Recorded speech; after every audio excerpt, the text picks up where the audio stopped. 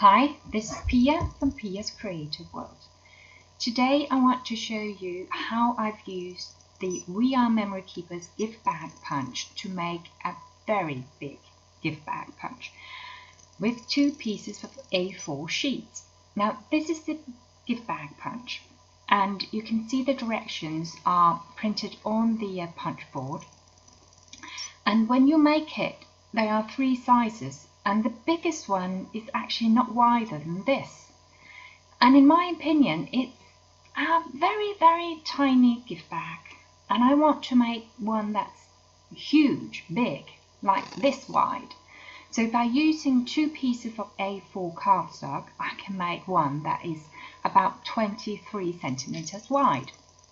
First off, I punch in one end, and then in the other end, I need to create the side of the gift bag. I align up to the S line and then I can score here. This means that I get a piece that I can use to glue together my 2 pieces to make one gift bag. I score here on the top of the triangle and the sides of the triangle. It's more or less the same procedure when you make the normal gift bag. I punch again. Now, so far so good. Now I need to make the score line, the punch, and aligning up here with that score line. And there we go, I punch again. Now I've got the punching done, but I need to make the last score line here. And to make this one, I align up to the side marker. Because this is not the ordinary way, so this is just something I found out. I line up here and this makes it possible for me to make the last score line. And don't forget to make the score line for the bottom of the gift bag. To make this I have to keep on just sliding my piece because it's so wide. I need to slide it bit by bit to get the entire bottom score line done. And now we're actually done with the one side, except I don't need this little bit of piece. It will only be in the way when I glue the big gift bag together. Now the second piece, I do the same, completely the same thing, and I've speed up the process because basically, hey, it'll be a waste of time. So what I suggest now is that if you want to decorate, stamp on or use, let's say if you want to use paste on your gift bag to make it just a bit more fun, you ought to do it before you fold the score lines. But next up, when you buy a gift bag, it's always folded together. And this is the next step. I use the scored triangle shape, and on the tip of that one I can use a guide and make one more score line, which I call the folding score line, because it makes it possible for me to fold together my gift bag and store it away until I need to use it, which I think is rather clever. But do remember, only make this extra score line on one piece of these 2 cardstock, because you only need it on one side, the back side.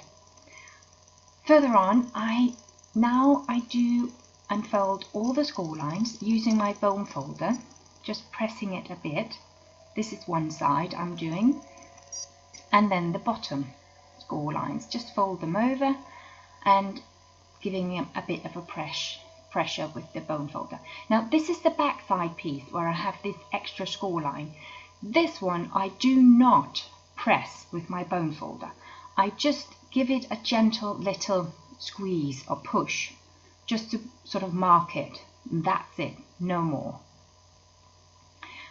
And I've done the other side, the front piece, already.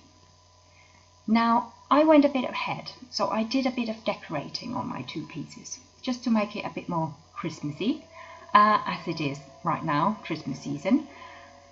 The last thing we need to do is glue these 2 pieces together.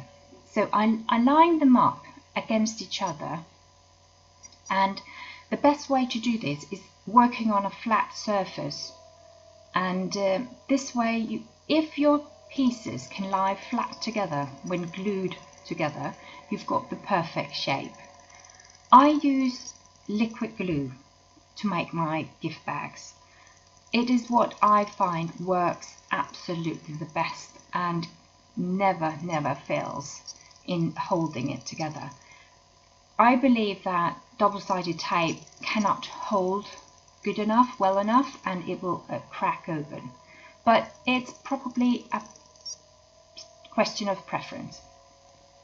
Now I've got one side done, and now I'm just lining up, making sure that it's completely, perfectly laying on top of each other before I do the second and last side. Just applying a fair amount of liquid glue, of course not too much, so it will just get squished out and you've got glue everywhere. And you can see I already got glue on my fingers, but you know, that's just the crafty hazard when you're doing this.